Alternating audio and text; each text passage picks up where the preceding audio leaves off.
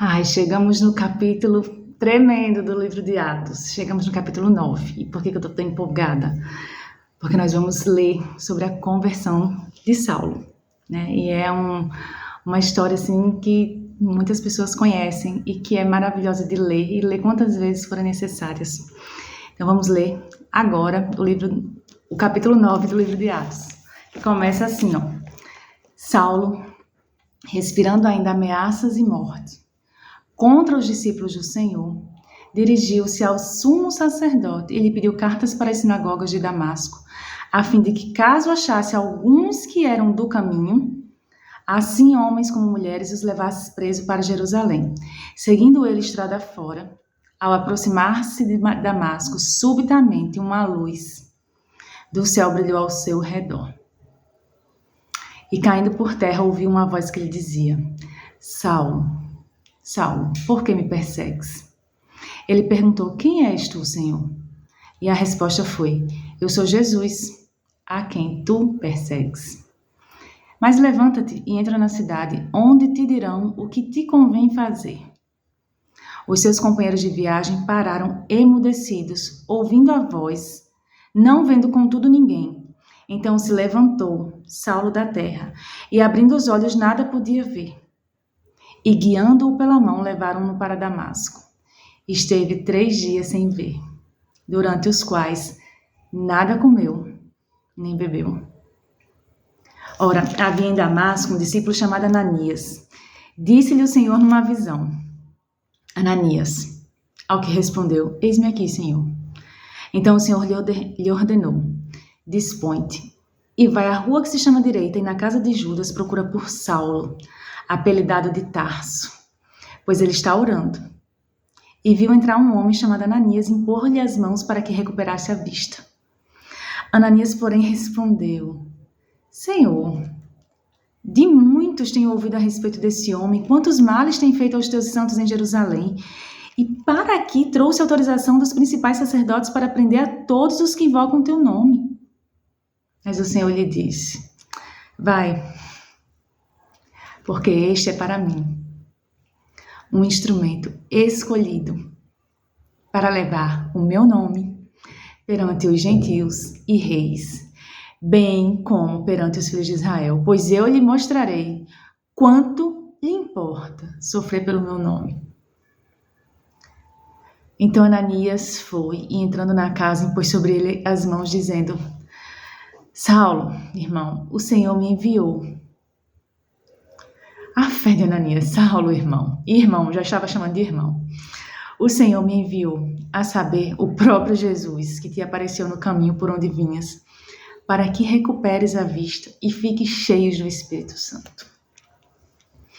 E imediatamente lhe caíram dos olhos como que umas escamas e tornou a ver.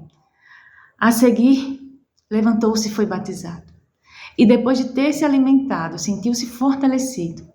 Então permaneceu em Damasco alguns dias com os discípulos. E logo pregava nas sinagogas a Jesus, afirmando que este é o Filho de Deus.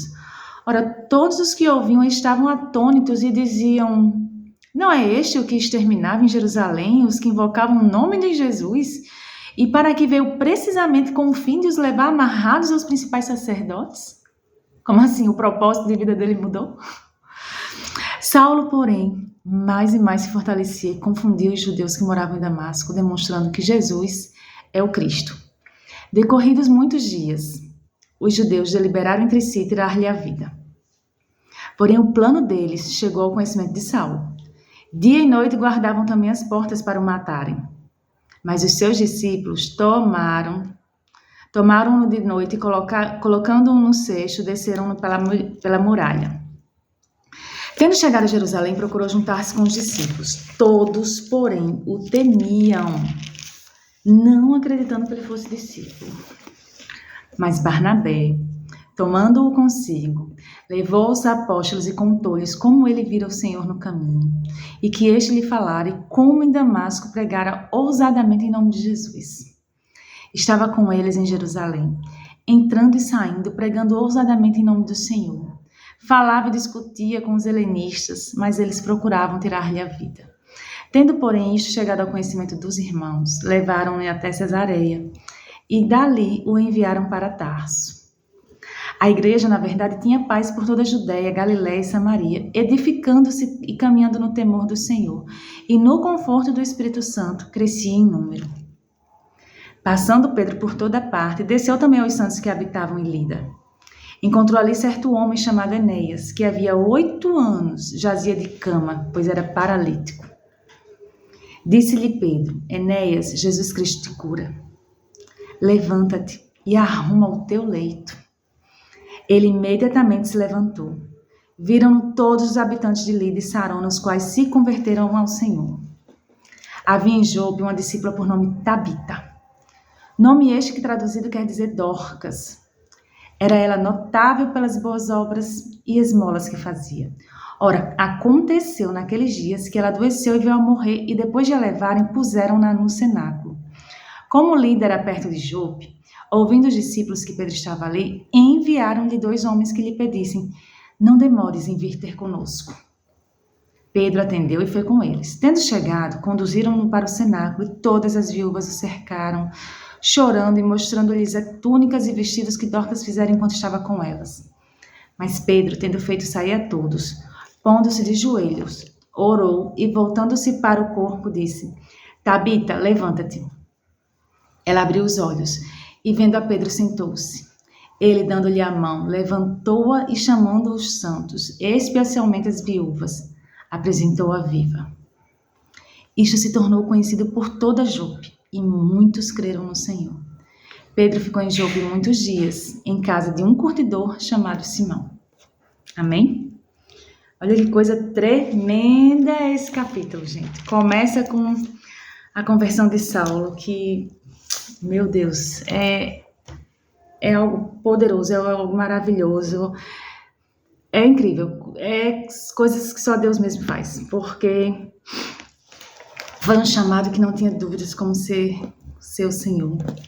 Foram 3 dias que ele ficou sem ver, sem comer, nem beber. O Senhor falou com Ananias. Ananias até: Senhor, tem certeza que o Senhor vai me mandar lá? Esse é aquele homem. Tipo assim, será que Deus não sabia, né, Ananias? Mas quem tem relacionamento com Deus, fala com Deus assim, como se Deus fosse um homem. Tem esse nível de intimidade. Senhor, mas, sabe, de muitos tenho ouvido a respeito desse homem, quantos males tem feito aos teus santos em Jerusalém, e para que trouxe autorização dos principais sacerdotes para prender. Como assim? Aí é lindo o que o Senhor diz no versículo 15. Vai, porque este é para mim um instrumento escolhido, para levar o meu nome perante os gentios e reis, bem como perante os filhos de Israel, pois eu lhe mostrarei quanto lhe importa sofrer pelo meu nome. E todos nós conhecemos a vida de Paulo, a história de Paulo, e vamos conhecer bem mais no decorrer da leitura. Mas é tremendo esse chamado específico na vida de Saulo. E vou encerrar por aqui. No próximo capítulo temos mais. Temos sobre o centurião Cornélio, sobre a visão de Pedro, os enviados de Cornélio que chegam em Jope. Enfim, tem muita coisa boa no livro de Atos. E que Deus abençoe sua vida e que você acompanhe a leitura, ouvindo ou lendo também. Ore para que o Senhor fale com você. Tem sido um momento muito precioso, tem sido muito bom ler a Bíblia diariamente com você. Deus abençoe e muito obrigado pela sua companhia.